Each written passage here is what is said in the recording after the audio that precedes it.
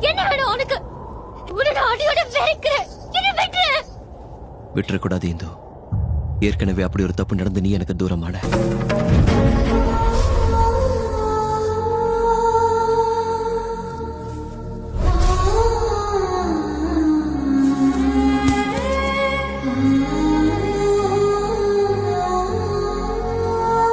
உன்னை சேர்ந்திடவே மீண்டும் பிறந்தேனம்மா.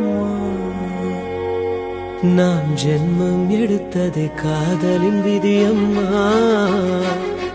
உன்னை சேர்ந்திடவே மீண்டும் பிறந்தேனம்மா.